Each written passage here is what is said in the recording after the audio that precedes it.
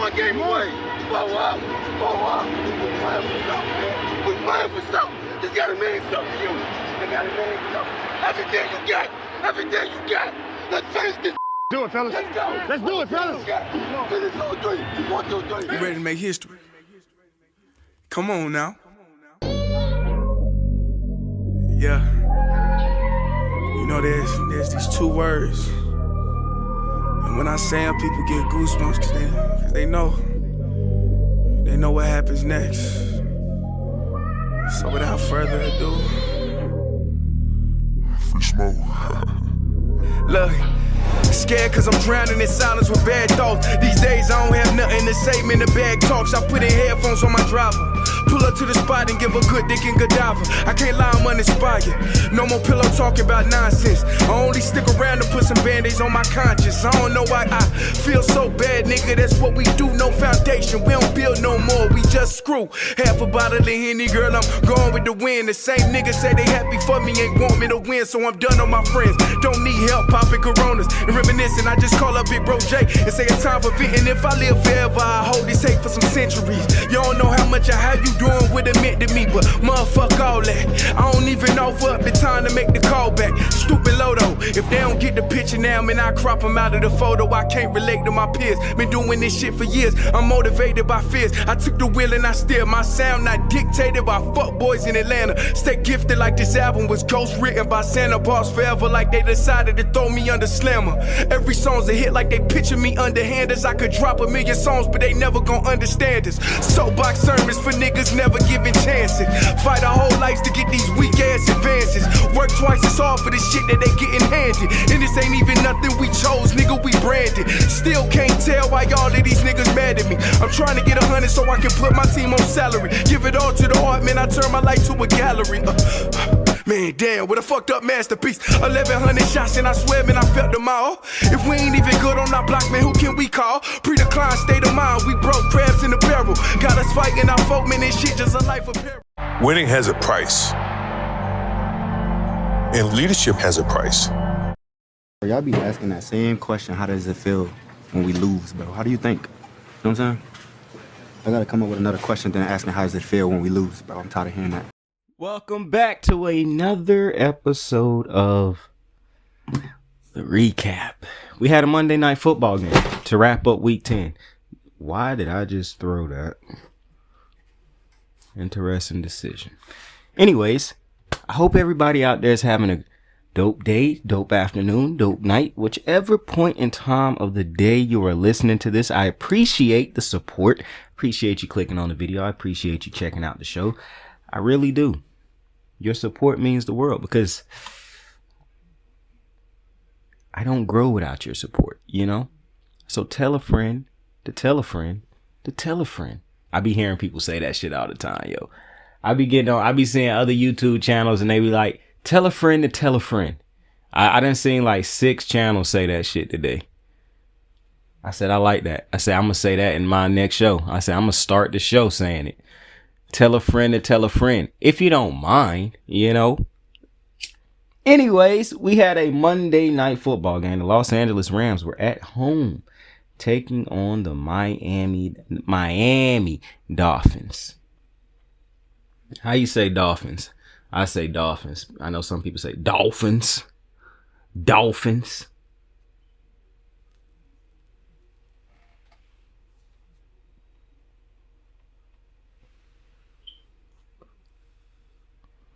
The Rams came into this game healthy. They had Cooper Kupp. They had Puka Nacua. They had Kyrene Williams. Matty Stafford.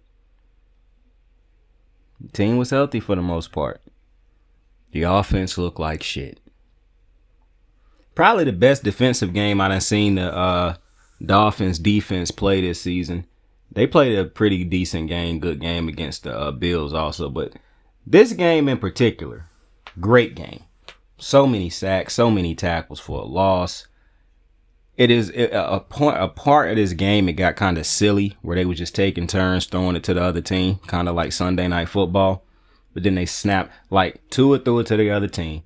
Then Stafford threw it to the other team. Then Tua fumbled it. And this was all like in back-to-back plays. Like, I'm like, yo, we're getting a little loony out here, eh? But the Rams looked bad. Well, the Rams defense did not look bad. The Rams defense looked way better than I thought it was going to look, especially when you consider the first drive of the game, the Dolphins just walked right down the field on the Rams. And I said to myself, this could be a long night.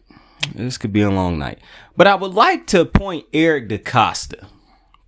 I would like to point his attention to something. I know he probably not going to see this show. He's not going to listen to this. The chances of him checking this out is slim. However, the chances that he might, I would like to say something to Eric DeCosta. See, I'm not saying that I know more about football than Eric DeCosta. I'm not saying that. I'm not telling you that I know more about the decisions that have to be made for a football team. I'm not saying that. I'm just outside looking in, giving my perspective. And I look at the Rams defense, right? And the secondary might not be out of this world good. You might not even think that the secondary is good. But because of how good the pass rush and the consistent pressure they were able to put on Tua last night, it helped the secondary out. What a concept. To have a legitimate pass rush where you don't have to just keep scheming shit up. You got players who can win their one-on-ones. And you could say that last night the Rams had dudes playing out of their marbles, playing out of their minds. I don't care. For one, the Rams have better pass rushes than the Ravens.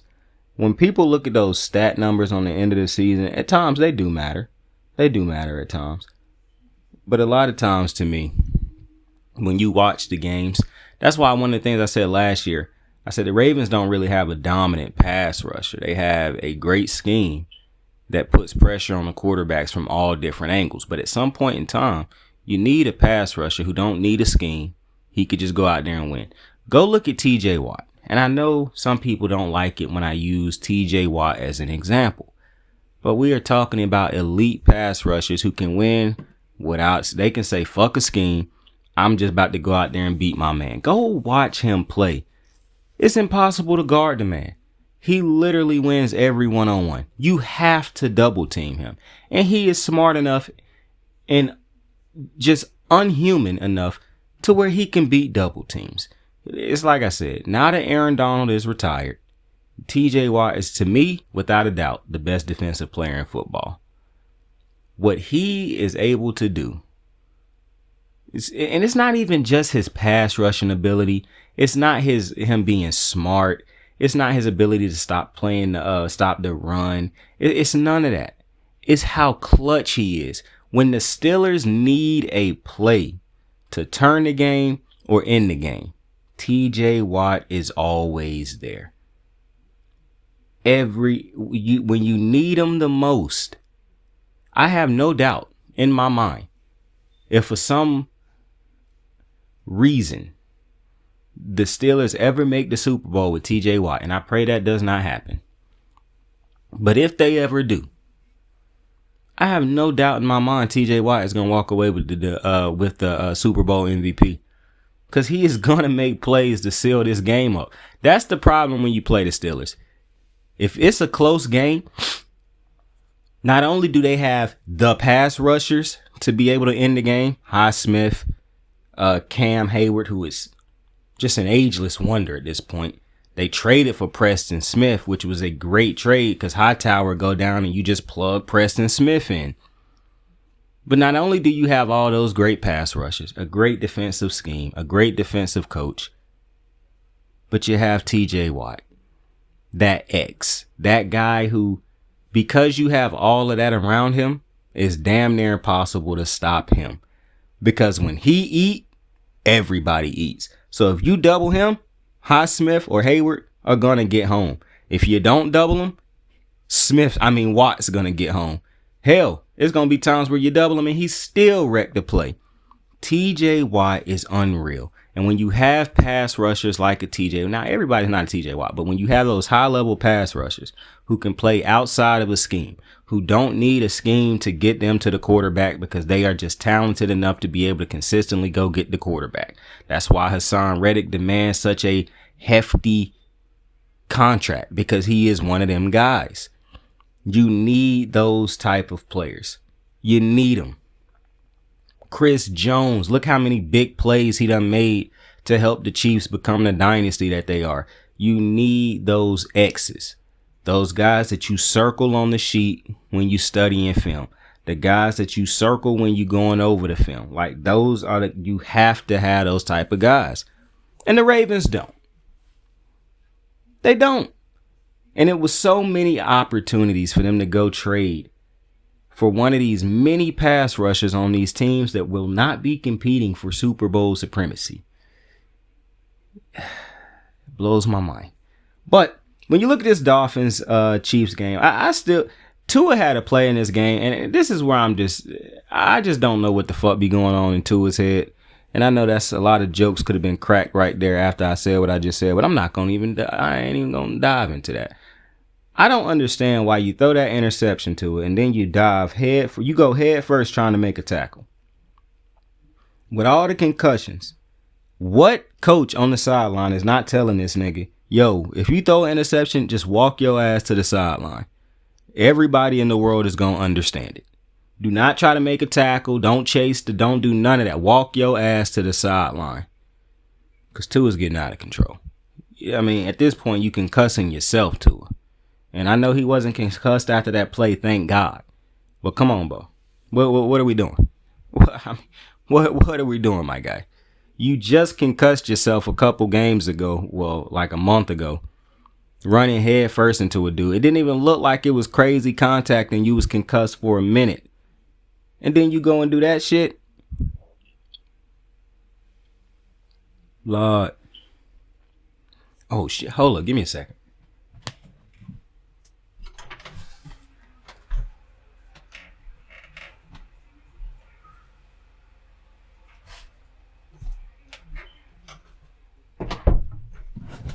I had to go get my drink. But aside from that play, Miami's defense, I think this was a good defensive game, to be honest with you.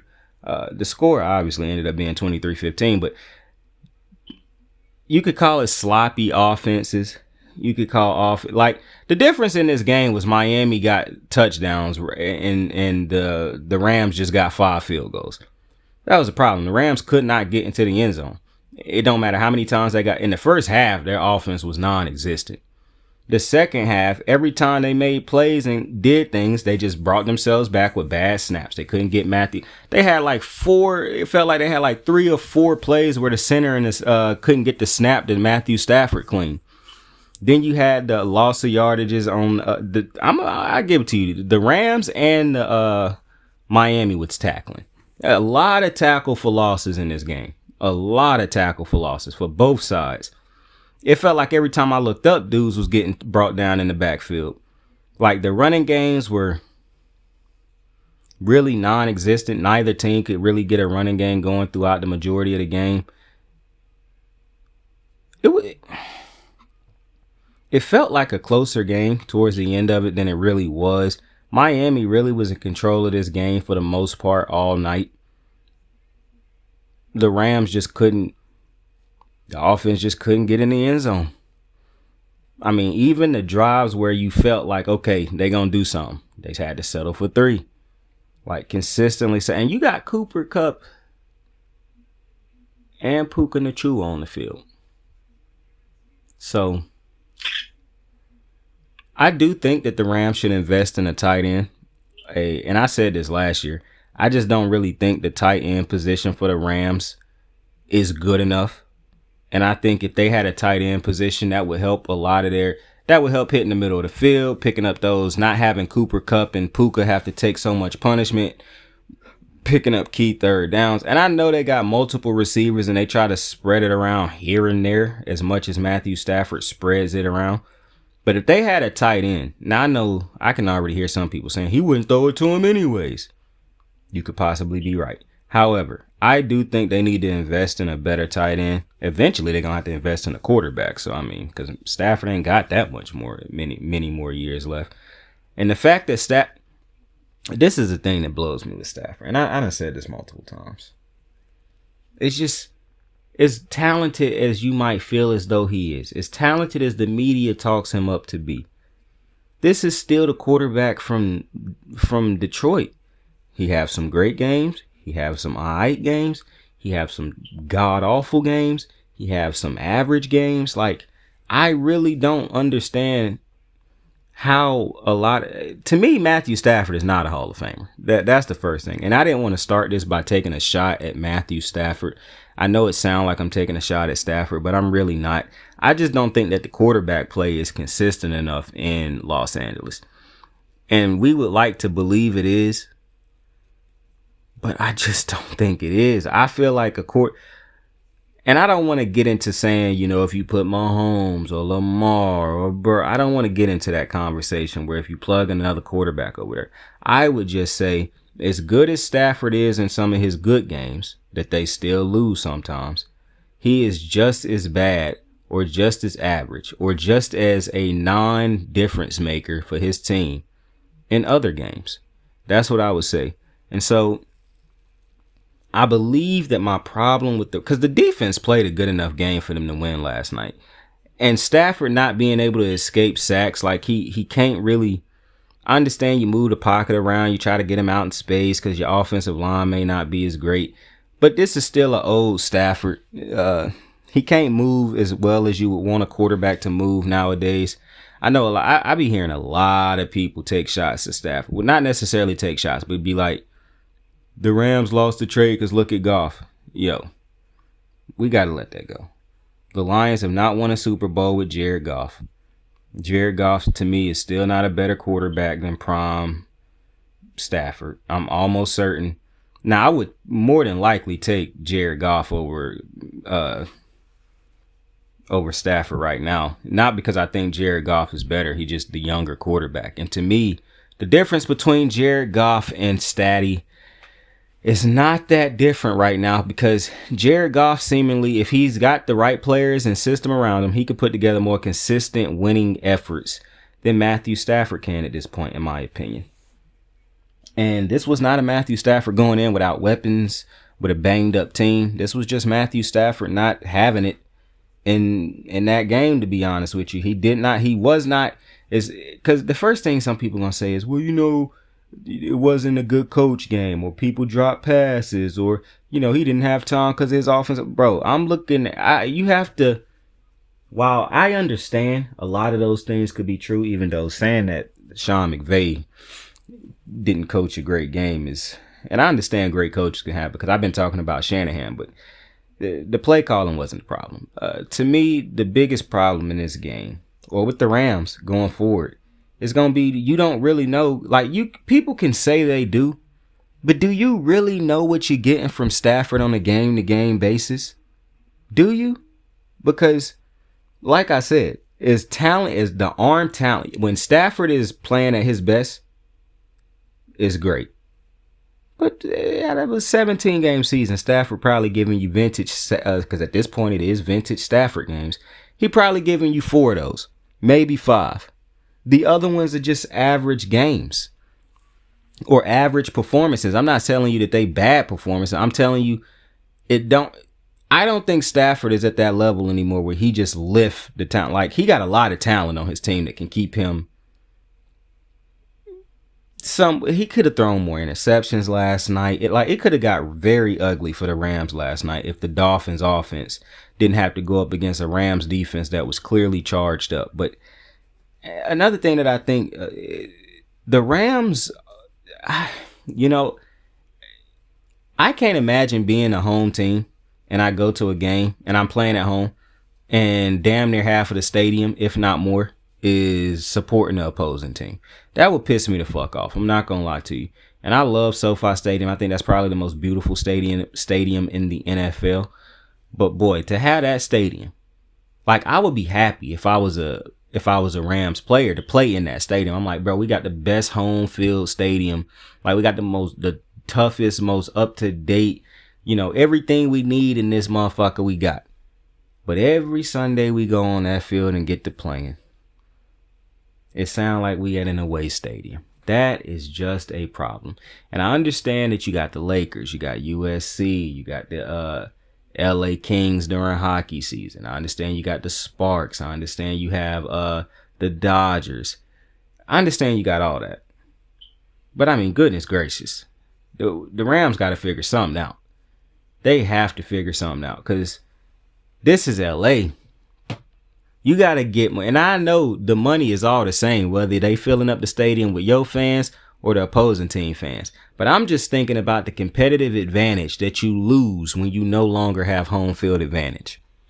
Because it's a real thing when you lose home. Like, I could imagine right now, if the Steelers played against the Rams, it would probably be the majority of the fans in the stadium would probably be Pittsburgh fans. Cowboys taking on the Rams will probably be more Cowboy fans than Rams fans. Like, these teams with big fan Packers, like these teams with big fan bases will probably dwarf Rams fans at their own fucking stadium. That is a problem. So the Rams really need to invest in figuring that out. I know it's easy to say, well, fans are going to go want to watch the Dodgers. Baseball season is not happening right now. Shit, if I'm a LA fan, if I'm a fan of LA teams and I'm living in the LA area, I want to go see the Rams even more after seeing the Dodgers be successful. Now I want to see another team be successful. And I understand some people say, well, the Lakers play right now. The Lakers are not playing every Sunday when the Rams are playing at home. That is just not the case. Every single time the Rams are at home playing, the Lakers are not playing at the same time. And not until late in the season, I believe, do the Lakers even play early on Sundays. Like, usually they play late night at 10 o'clock at night. So I don't know if the Rams need to do more to engage the fans. I don't know if it's simply they don't have the star power right now to bring the fans to the stadium. I don't know what it is. But boy, I tell you right now, a Lamar Jackson, Pat Mahomes, face of a franchise level player will do wonders for the Los Angeles Rams right now. Like, would do wonders for the Los Angeles Rams. Because your greatest player in recent memory, and one of your greatest players, if not the greatest player in franchise history, Aaron Donald, as great as he is, he ain't a quarterback. So he not going to bring the traction into the stadium like a quarterback would. That's just reality. So the Rams really need to invest in figuring out how the fuck to get more of LA Rams fans in the stadium. Like, it's very rare that you look out in the stadium when they're doing these shots and see like a sea of blue or a sea of Rams gold. Like, you never see that shit. And that's disappointing because the Rams at their height with Sean McVay was a hell of a team to watch. Hell of a team to watch. But mathematically, the Bills are not eliminated from playoff. The Dolphins are not eliminated from playoff contention. But I actually want to talk about the playoffs because you see, in the AFC, that back end, that wild card. Right now, I think the wild cards are held by the Broncos, the Ravens, and the what's that other team? I think the Colts. No, it's not the Colts.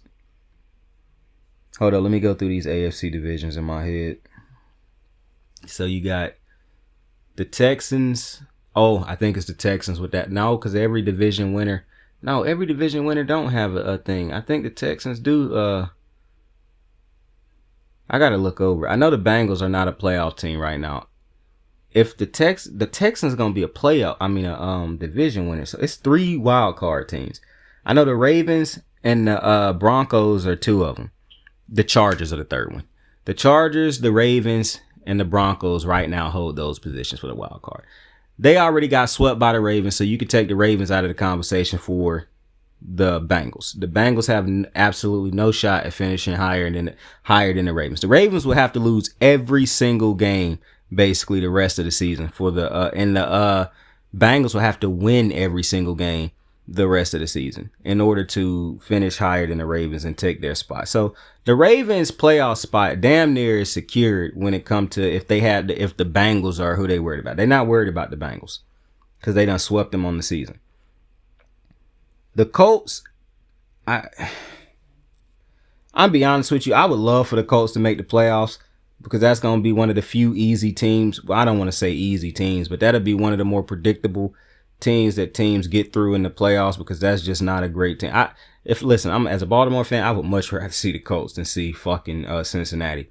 However, I don't think the Colts are going to make the playoffs over Cincinnati. I also know right now the Colts ain't even in the playoffs. So I'm not worried about the Colts either because I think they got the exact same record as Cincinnati. Now, one of the things that Cincinnati is going to benefit from is last year after Joe. Now, they didn't finish with a god-awful record last year, but they didn't finish with a Chiefs, Ravens, no team that finished first in the division or even second in the division. All those teams got harder records than harder schedules than the Bengals. That's one of the things that annoys me about the Bengals. They already had way more talent than everybody else offensively that people could compete with. But now they got an easy schedule. So the fact that they can't get these easy wins over some of the teams, like, it's amazing to me. And then when you think about this strength of schedule, how weak it is the rest of the season supposedly for the Bengals, the only real wins that I could see them getting, like where I'm thinking to myself before I even see them lace them up, they win these games, is the Titans and the Browns. Because based off of how the Bengals are playing right now, I don't know if they're going to go into LA and beat the Chargers. I don't know. I don't think they're going to go into Pittsburgh and beat the Steelers. I don't know if they're going to beat the Steelers in Cincinnati. I don't know if they'll beat the Broncos. Right now, after seeing what I just saw from the Broncos on Sunday, I don't think they beat the Broncos. I really don't think they beat the Steelers, but they get to play the Steelers twice. But I really don't think they beaten the Broncos. If the Broncos have the same performance they had on Sunday against the Bengals right now, I think they would beat the Bengals because I think that defense could do. See, one of the things people think about when they think about the Bengals is the 2 games they played against Baltimore is god-awful defense, the worst secondary in the league. I'm not thinking about the Bengals against those teams. I'm thinking about the Bengals and how average they done scored. Like, they haven't been a prolific offense against most of these other teams. And they done played against some bad teams and what didn't put up like crazy numbers. I mean, shit, they barely scored any points against the Giants. Joe Burrow had that touchdown in the beginning of the game and they basically went scoreless the rest of the game. So, while I know a lot of people look at the Bengals and think this prolific offense, they don't play against the Ravens anymore unless they play them in the playoffs. So, I'm not thinking about them playing. They play the Chargers who have a better defense. They got the Steelers twice who got a better defense. They got the Broncos who have a better defense. Hell, the Browns have a better defense. The Cowboys, the Titans, and the Browns are the 3 wins that I think that the Bengals will get. That give them 7 wins. But it's no guarantee that they win the 2 against the Steelers, the 1 against the Broncos, and the 1 against the Chargers. It's just no guarantee. And not only are you fighting the uphill battle if you Cincinnati to get in, and mind you, the playoff teams, I mean the wild card teams that I just spoke of, they didn't beat Baltimore, they got swept by them, so that's out of the picture. If they lose to the Broncos at the end of the season, because it's very possible that the Broncos, I understand what the Broncos record is right now, is dropped to 5-5, so they only a game up, or basically like a game and a half up on Cincinnati. However, I would also like to remind you, the Broncos do not have a tough schedule to basically finish out the season. If you want to look at Cincinnati and say the toughest games for them is their division games, that's also the toughest games for Cincinnati. I mean, for the Broncos. They play the Chargers, I think, twice before I don't know if they done played the Chargers yet. They play KC one more time. And it took a field goal block for them to lose against KC this time. I have more faith that the Broncos will win the majority of their last games than I do the Bengals right now. But if, let's say we go into that week and it's, cause that's going to be week, I think 17 or 16 when they play the Broncos. Let's say we get to that game with Cincinnati and Denver. That's in Cincinnati. Unless Denver's defense is just significantly playing worse or banged up or something, this is not going to be one of them games where Cincinnati just go ass wild and just throw the ball over the field against this Broncos defense. And based off of how bad the Cincinnati passing defense is, and basically how bad the defense done been outside of can't remember Hendrickson, the Broncos are going to be able to move the ball. I just watched the Broncos be able. Now they didn't do shit to the Chiefs defense in the second half of the game, even though they made the important throws to get his team a win. It's just, I don't think it's going to be a blowout or nothing like that, but I think that Bengals game against the Broncos could end up going the Broncos' way. Now, if it does, that's really going to hurt the Bengals. The Bengals are really fighting an uphill battle right here. Like, I'm looking at this schedule, and because I think the Steelers are going to split the season series with the Ravens. Like, I don't think the Ravens is going to sweep the Steelers. The Steelers' defense is just too good. It's just too good. And the Ravens defense is just too horrid. If the Ravens defense was even average, I would have them sweeping the Steelers. But because the Ravens defense is so god awful, the Steelers defense is so good, and their offense is complementary now, the Steelers are going to beat the Ravens one of these games. It's just, that's why I know the Steelers are going to win one of these games against the Bengals. But to me, the Bengals are bad enough to where they could lose both of these games against the Steelers, just like they lost both of these games against the Ravens. I wouldn't be shocked if they lost to the Chargers. I wouldn't be shocked if they lost to the Browns. I expect them to beat the Browns, but I wouldn't be shocked. Now, if they lose to the Titans or the Cowboys, like, they ain't making the playoffs. They lose either of them 2 games, they are not making the playoffs. You can forget about it. If you are a Cincinnati fan, I'm telling you right now, you lose to the Cowboys or the Titans, wrap it up. Go home. You're not making the playoffs. You cannot lose those 2 games down the stretch. But the Chargers have it's going to be really tough for Cincinnati. Now, they get to play the Chargers. That's who they play next. And they get to play the Broncos. So they get to play 2 of the wild card teams. They basically got to play 3 of them.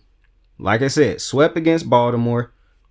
And this wasn't supposed to be a Cincinnati conversation, but that's the odd team looking out, because I don't have faith in the Colts. I don't have faith in the Jets. I don't have faith in the Dolphins. I don't think either of those teams none of those 3 teams is making the playoffs. The only team that I see that could figure out a way to get into the playoffs is Cincinnati. However, Cincinnati needs, like I said, the Baltimore option is is off the table. Baltimore is not losing out the rest of the season. So Cincinnati cannot rely on Baltimore to make the wild card. So that's out of there. The 2 teams that's left is the Broncos and the Chargers. I do not think that the Chargers are going to lose enough games to lose their playoff spot. So I think you can X that out. It ain't even about if the Bengals beat the Chargers. I just simply don't believe that the Chargers will lose enough games in order to lose their wild card spot right now. So to me, Cincinnati can't rely on Baltimore or the Chargers losing out in order to make it. For one, they can't rely on Baltimore because Baltimore swept them. 2, Baltimore is not losing enough games for them to even take over Baltimore's spot. When it comes to the Chargers, I think already got a 2-game lead on them also. Because I think the Chargers got 6 wins right now. Cincinnati got 4. It's just hard for me to see the Chargers losing enough games the rest. Because I know the first thing that Cincinnati fans will point to is like, they got to play the Chiefs. They could split the season series against the Chiefs. They could. Now, one of the things that will work in their advantage. Well, it's a couple things working for the Cincinnati Bengals right now. The Chargers got to play the Chiefs twice. Now, I do not believe the Chargers are going to get swept twice. However, I don't believe the Chargers are going to get beat twice, meaning get swept. However, even a split will help the Bengals. Another thing that helped them is that the Broncos still have to play. They had to play them twice, but they just played them. So they got to play against, not only do they got to play the Chiefs again, and they need to win that game to split, but they also have to play the Chargers twice still, I believe. So if you Cincinnati, now what you cannot have is what you need. Technically, you need the Chargers to win. I know that sounds crazy, but because I think the Chargers are already so far ahead, you really just need the Broncos to lose out. You need the Chiefs to beat the Broncos again. You need you need the Chargers to beat the Broncos twice. And that'll get the Broncos 3 L's right there. Now, the chances of the Broncos losing 3 games, those 3 games specifically, to me, is not even a 50% chance. It's lower than like 40% because I do not think they're going to get swept by the Chargers and swept by the Chiefs. I just don't foresee that happening. But let's say it does happen, because that is still a rookie at the helm. And defenses can fall apart at the end of seasons. Let's say that happens. Well, now you get 3 losses on the Broncos part of the ball. On that part. So that's what, 5, 6, 7, 8. So that's 8 L's for the Broncos. However, if they lose those 3 games, that would mean the Bengals would have to beat the Chargers, the Steelers. The 3 games that they would have to win without a doubt is Cowboys, Titans, Browns. They have to, because those are the 3 games that would get you even with the Broncos. Here is the problem. You would then have left Chargers, Steelers, Broncos, Steelers. The Broncos schedule is not that tough as far as the last. If I'm taking out the 3 easiest games for the Bengals on their schedule that they have left, which is Cowboys, Titans, Browns, and they got Cowboys in Dallas, Titans in Tennessee, Browns at home. You got those 3 games. I'm gonna give them to the Bengals. That'll take the Bengals record to 7-6. Mind you, these games is out of order. They do not play Cowboys, Titans, Browns next. They play Chargers, Steelers. But we're doing hypotheticals. So give the give them 3 wins on their record. So that's 7-6. You give the Broncos 3 losses. That's 5. That's 5-8. The problem would be you put yourself in a situation where I should have broke down the Broncos record, because the Broncos record, after you take away Chiefs again and Chargers twice, the Broncos record is not going to have, basically, after they play that gauntlet, because that's what you're relying on in Cincinnati, is that gauntlet of games is a LLL for the Broncos. However, you would then have to hope that their final 4 opponents, you would hope that they are on the level of Chargers, Steelers, Broncos, Steelers. 2 Steelers games, a Charger game, a Bronco game. All 4 of those games is tough defense. All 4 of them. All 4 of those defenses is tough. The Steelers can score. The Broncos can score. The Chargers, they don't have the talent in my opinion, but they can score a little bit. But I trust the Steelers and the Broncos a little bit more than I trust the Chargers. But I like the Chargers. To me, the offense is not as fluid yet as you would like it to be, because they rely too heavily on having the running backs have good games. If the running backs don't ball out, then it's a long game, because there's just not a lot of talent over there at the skill positions. But when you break down that wild card scenario, it's going to be very hard for Cincinnati to make the playoffs. I'm not going to lie to you. They put themselves in a hell of a hole. And the games that's really killing them right now is losing that Patriots game. Because losing them 2 games to Baltimore really don't kill you as much as you think it do. Yeah, you can't win a division after you lost to Baltimore both of them times. And really the only reason that those don't matter is because Baltimore is such a good team. Like if Baltimore was an average team, those 2 losses really wouldn't matter. But because Baltimore is so good, those losses won't matter still, because they won't matter in a different context, because Baltimore going to win so many games that you don't have a chance at taking the division from Baltimore if they were going to get it. And you don't have a chance to take their spot. Basically, to get rid of Baltimore, you would just have to see them in the playoffs and beat them. Mind you, if Cincinnati see Baltimore in the playoffs, they would have to play in Baltimore again. But when I'm thinking of, I just don't see it right now. Now, I can see it. The Broncos are going to be the real test, because I don't think the Chargers are going to play bad enough to lose their spot. I think it's damn near locked for Baltimore and the Chargers as those 2 wild card spots. Not to mention, let's say the Baltimore Ravens end up winning the division. Well, now you got the Steelers, and the Steelers have a better record than Baltimore. So you definitely ain't going to, and this is another thing, beating the Steelers twice for the Bengals. Let's say the Steelers get swept by the Bengals this season. That actually does not matter for the Steelers. For the division against Baltimore, it would matter. But them versus them going up against the Bengals and any type of having them, the Bengals cannot stop anything the Steelers got going on, basically. The Steelers could lose both of their games against the Bengals, win out, which won't happen because they're not going to just sweep the season series against Baltimore. I know some Steelers fans, we did last year. Lamar didn't play in that last game. But nonetheless, let's say that the Bengals beat the Steelers twice this year. Now, if the Bengals beat the Steelers twice, they 100% going to make the playoffs. Because that'll get them 5 wins right there. They beat the Steelers twice, the Cowboys, the Titans, and the Browns. That's already 9 wins. So they 100% can make the playoffs if they win all those games. But now that hypothetical just seemed outlandish, because the Bengals, I don't know if the Bengals going to touch 9 wins this season. And after I just saw them get swept by Baltimore, a defense that's nowhere near as good as Cincinnati. And I know some people say, well, you know, Pittsburgh's offense ain't nowhere near as good as Baltimore's. That's true. But Baltimore's defense gave up things that Pittsburgh's defense is just not giving up. It's just not going to happen. Pittsburgh's defense can play in a way where they can go double Jamar Chase because they got pass rushers that'll get home. Like, you're not going to have all day in the pocket to throw it. You're not going to have a bunch of meaningless sacks that don't matter. That year where Joe Burrow threw like 5 picks against the Steelers and he still won that game, he was playing against Kenny Pickett. That was the Kenny Pickett era of Steelers football. He throw 5 picks against the Steelers, and any one of these Steelers games, he losing it. He is not throwing 5 picks against the Steelers and winning it.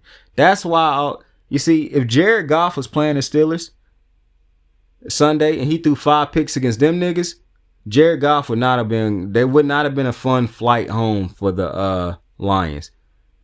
That's how good. And then you look at how good the offense is for Jaden Daniels in Washington, how prolific we think that offense is. They couldn't do shit basically against the Steelers. One of their scores came off of the Steelers going forward on 4th down in they own, like, in the Commanders' own end zone. So like on the Commanders, like deep in Commander territory. Like, the Commanders got the ball back and damn, they basically had 10 yards, 15 yards to go for a score. You only do shit like that when you know you have a defense that can, you know, is going to lock up the rest of the game. Like, so to me, I'm going to be honest with you, Cincinnati fans. After having this conversation and talking through this wild card process right now, and the games still have to be played. That's the beautiful thing about all of this. But right now, I don't think Cincinnati going to make the playoffs. Because it's very hard for me to see Baltimore's out of the question. I don't even know why I keep bringing them up. It's hard for me to see the Chargers playing bad enough to lose out. They have a great head coach over there now. The real hope for them is the Broncos. And it could even get to a point where, because the Broncos, I'm going to tell you right now, if the Broncos split the season series between the Chargers and they split the season series with the Chiefs, the Bengals aren't making the playoffs. The way I told you that if the Bengals lose against the Cowboys, the Titans, or the Browns, they are not making the playoffs. They have to win all 3 of those games. They have to. However, they could win all 3 of them games. But if the Broncos split with the Chargers and split with the Chiefs, they're not making the playoffs. Because that'd immediately give the Broncos 2 more wins. That's 7. Not only would that give the Broncos 2 wins, but that would mean the hardest part of the Broncos' schedule left was those 3 games, and they split them with their division rivals. So at that point, it would just be, not to mention, if they split, that still hurts you because that means the Chargers get another win added to their record. And the Chargers, and I'm going to tell you what's worse. You got to pray that it's no praying for the Chargers. The Chargers, to me, is already 2 games ahead of you, so that kills you right there.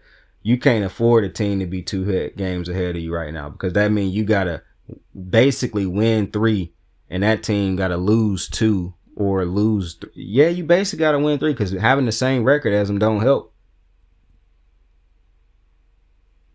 Man. This going to be some finish in the AFC. What would that do if Joe Burrow missed the playoffs in a healthy year? I don't want to hear no bullshit about, his defense was bad. Don't care. I done seen plenty of great quarterbacks make the playoffs with bad defenses. Now, if I'm remembering correctly, after 1 game last year, there was a segment on ESPN, First Take to be specific, where the question was, is Lamar Jackson, are the Ravens getting their money's worth out of Lamar Jackson? Now, ever since Lamar got that contract, all he done was win an MVP that was damn near unanimous again. Possibly is going to go back to back this year. He took his team to an AFC championship game. Hopefully he repeat that this year, but go further. That's what he done since. getting paid. Joe Burrow done got hurt, missed over half a season, got a losing record since coming back. Since getting paid, Joe Burrow is not over 500, ladies and gentlemen. In the games that Joe Burrow has started, the Bengals are under 500 since he has gotten paid. But has Lamar Jackson, have the Ravens gotten their money's worth out of Lamar Jackson? Have the Bengals gotten their money's worth out of Joe Burrow? Because you see, he got the talent around him. So why has that question not been asked on ESPN about Burrow?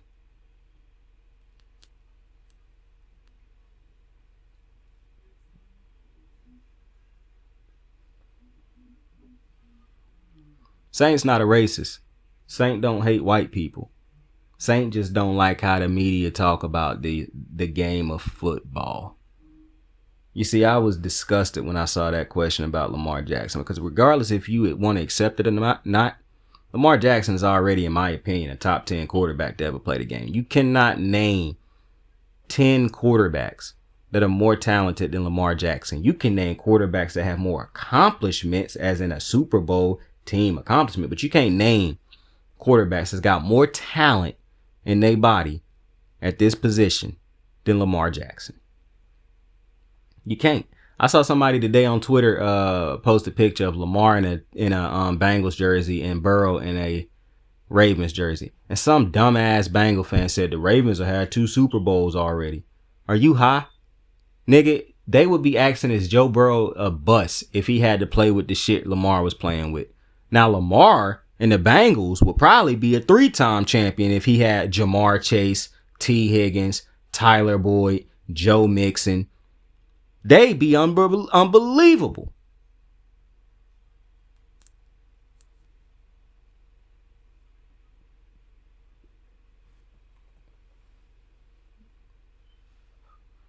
I'd also like to point out my guy, Josh Allen.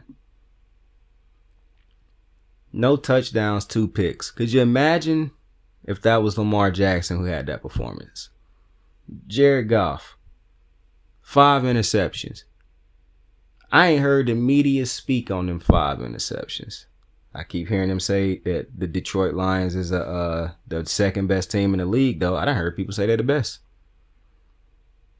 Do you believe if Lamar Jackson go out there and throw that thing to the opposing team 5 times, you think it's going to be crickets? Or do you think they're going to have 24-hour coverage around the clock about how Lamar Jackson can't throw the ball?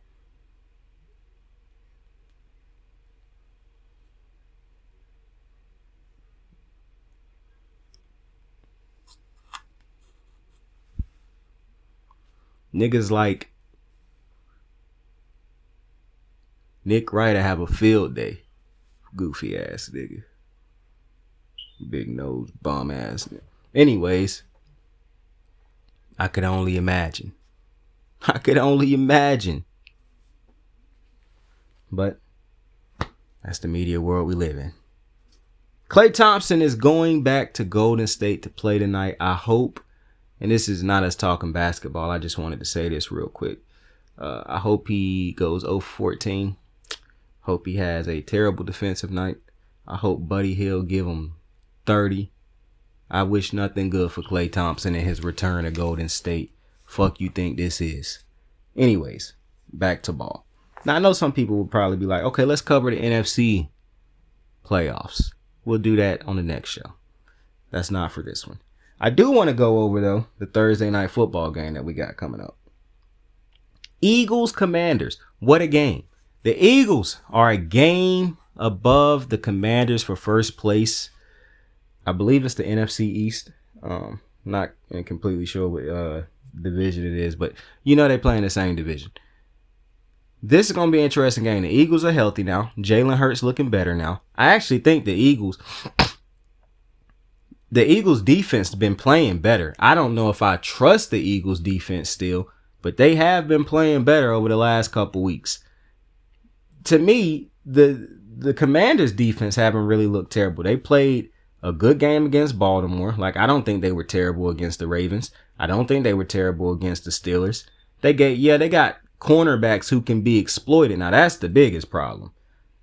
Saint Juice, or however you pronounce his name, I understand he gave up some plays. I understand a lot of plays were given up by the cornerbacks in Washington, and that could be a problem considering you have to defend Goddard, Brown, Smith, and you got a problem on your hands with Saquon. I really think the talent for the Eagles is starting to come together. That's really what it is. I think the Eagles going to end up winning this game. I do think it'll be a close game because I think Jalen Hurts going to give it to the other team probably like once or twice in this game.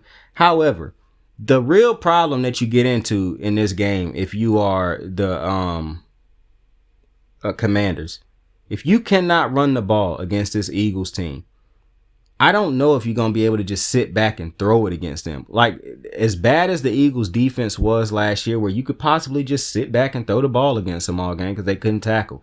I don't necessarily think you can do that against the Eagles right now. Not to mention, I think that the Eagles are about to start hitting their stride.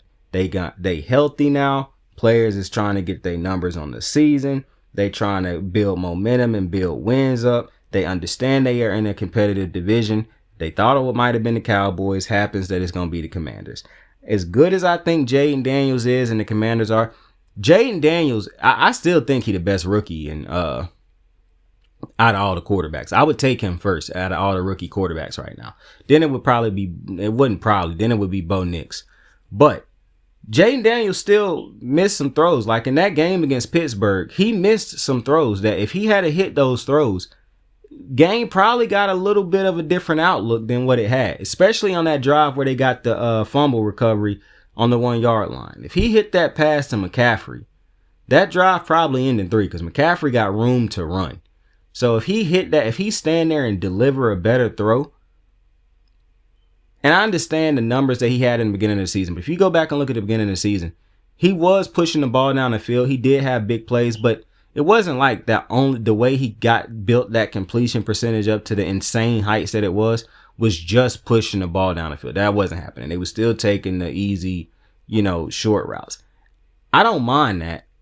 However, the accuracy cannot dip when you start to push it further than the 10 and the things like, because I'm not taking a shot at Jaden Daniels. This is just a small observation that I noticed in his games the last couple weeks against Chicago, against the Steelers, against the team that they played in between. I'm forgetting the name of the team at the moment, but it's not the team they played in between. It's the team they played before Chicago, the Ravens. It's just some throws, and he was more accurate in that. And I don't care what the numbers say. I'm talking about what I saw with my own 2 eyes. He get a little bit more accurate on some of these throws, because sometimes he just relying on his great receiver to go make a great play. But he get that ball with better ball placement on some of these throws, they probably would have beat the Steelers. So I'm not telling you that there's going to be a blowout, because I do think there's going to be a competitive game. And if Jaden is hitting his targets, this is going to be a very good game. But I do believe that the Eagles will find a way to pull it out. For the simple reason, I think they have the better running back. They have the better receiving core. They have a better offensive line. And I do believe that the Eagles' defensive line and their pass rushers are going to be able to put pressure on Jaden Daniels. Now, I think Jaden Daniels is going to be able to.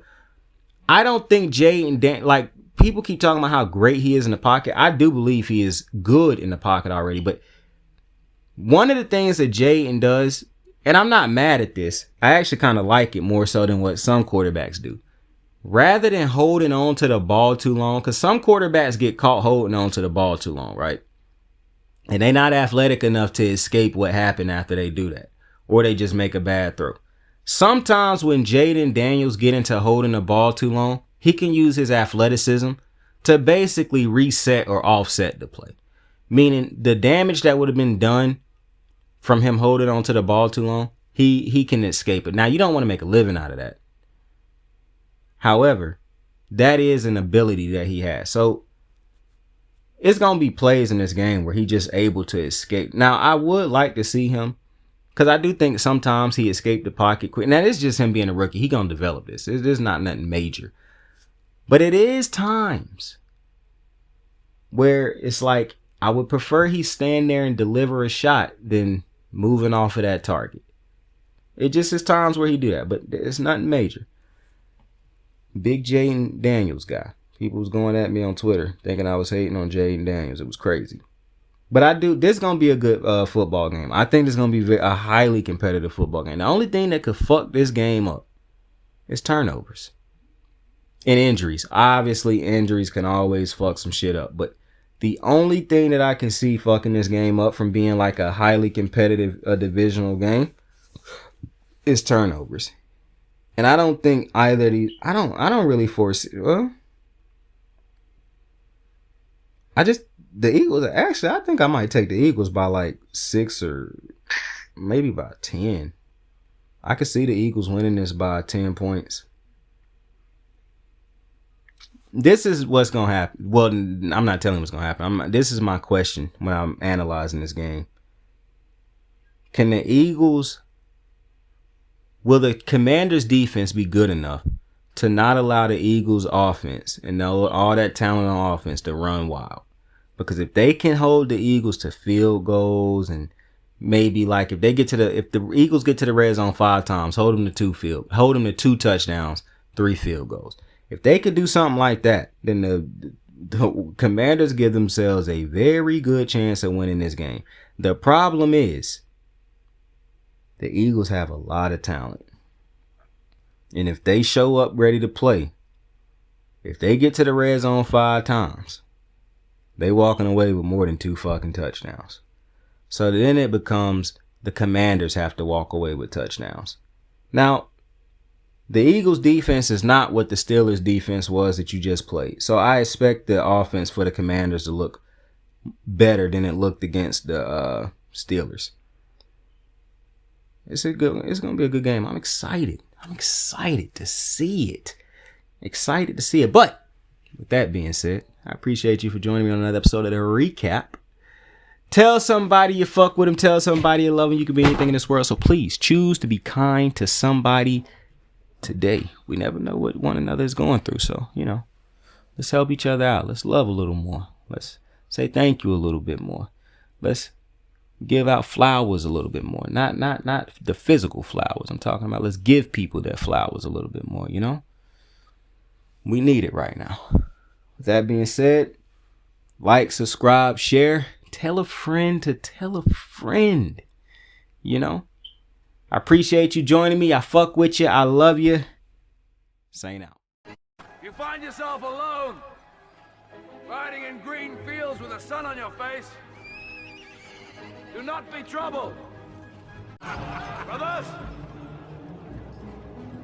what we do in life echoes in eternity. I got the moves like hot sauce. Lil' mama taking the top off. I'm laying down getting topped off. After this, she know she getting knocked off. I know she loving the money, so I keep on thumbing and thumbing. She say she horny when she taking shots, so I keep them coming and coming. Now I'm putting dick in her tummy. Scoop her up like I'm raking her something. You would think shawty red track, the way that she running and running. You getting dumber and dumber. You out here chasing the bone. After she finished from giving me dome, the Uber is taking her home. Tight.